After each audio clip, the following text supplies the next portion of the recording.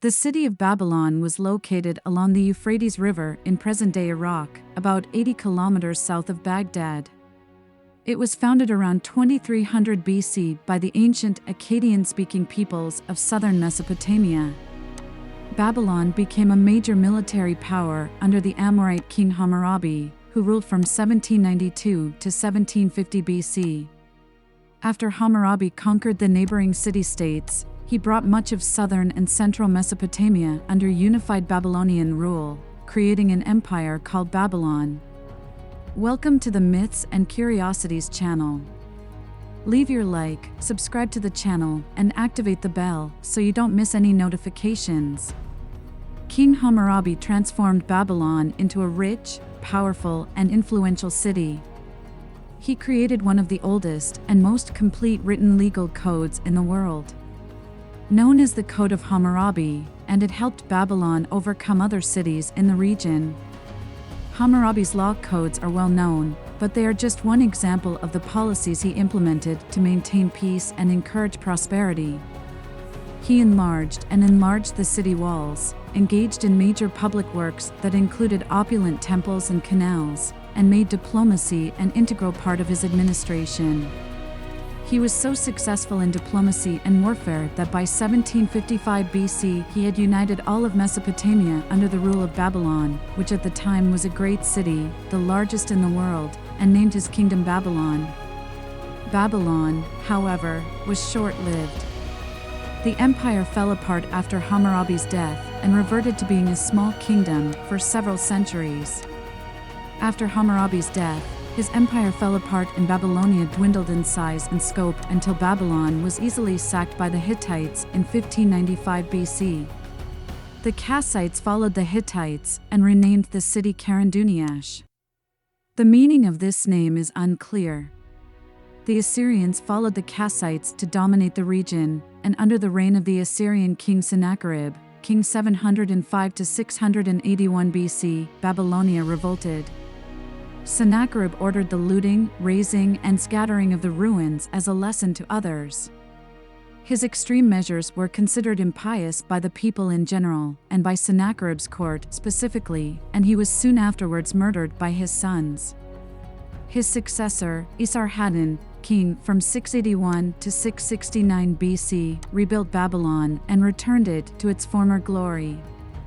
The city later revolted against Ashurbanipal of Nineveh, king 668 to 627 BC, who besieged and defeated the city, but did not damage it to a great extent and, in fact, personally cleansed Babylon of the evil spirits it was thought to have. The city's reputation as a center of learning and culture was well established by this time. After the fall of the Assyrian Empire, a Chaldean named Nabopolassar assumed the throne of Babylon and, through careful alliances, created the Neo-Babylonian Empire. His son, Nebuchadnezzar II, king 605/604 and 562 BC, renovated the city to cover 900 hectares of land and boast some of the most beautiful and impressive structures in all of Mesopotamia. Every ancient writer who mentions the city of Babylon does so with a tone of awe and reverence for the grandeur of its structures. The Euphrates River divided the city into an old and a new city with the Temple of Marduk and the Great Ziggurat in the center. The main entrance to the interior of the city of Babylon was called the Ishtar Gate. The portal was decorated with bright blue glazed bricks adorned with images of bulls, dragons, and lions. The Ishtar Gate gave way to the city's great processional way, an 800-meter decorated corridor used in religious rituals to celebrate the new year with the annual procession of the statue of the god Marduk on the journey from his home temple in the city to the festival temple. Year. In ancient Babylon, the new year began with the spring equinox and marked the beginning of the agricultural season.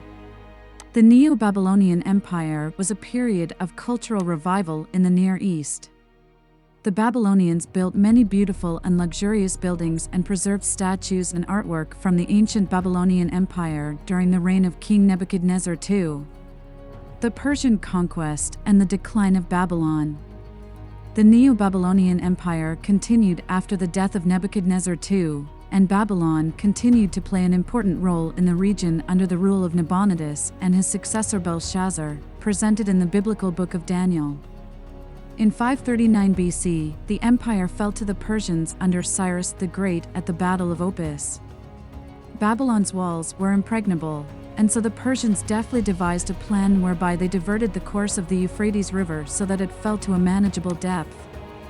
While the townspeople were distracted by one of their great days of religious festival, the Persian army crossed the river and marched under the walls of Babylon unnoticed. It was claimed that the city was taken without a fight, although documents from the time indicate that repairs had to be made to the walls in some sections of the city, and so perhaps the action was not as easy as the Persian account maintained. Under Persian rule, Babylon flourished as a center of art and education. Cyrus and his successors held the city in high regard and made it the administrative capital of their empire, although at one point the Persian Emperor Xerxes felt compelled to besiege the city after another revolt. Babylonian mathematics, cosmology and astronomy were highly respected, and it is believed that Thales of Miletus, known as the first Western philosopher, may have studied there, and that Pythagoras developed his famous mathematical theorem based on a Babylonian model. When, after 200 years, the Persian Empire fell to Alexander the Great in 331 BC, he also gave the city great reverence, ordering his men not to damage the buildings or harass the inhabitants. After Alexander's death in Babylon in 323 BC, in the Wars of the Diadochi, his successors fought for his empire in general, and the city specifically, to the point where the residents fled for their safety. When the Parthian Empire ruled the region in 141 BC, Babylon was deserted and forgotten. The city fell into disrepair and, even during a brief renaissance under the Sasanian Empire, never approached its former grandeur.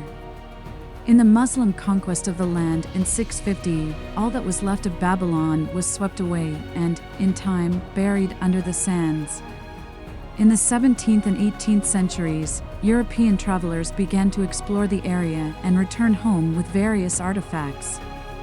And in the 19th century, interest in biblical archaeology attracted men like Robert Coldway, who discovered the ruins of the once great city of the Gate of the Gods. Tell me in the comments what you think of the video, and if you haven't subscribed yet, enjoy it now, subscribe to the channel and leave your like. See you in the next video.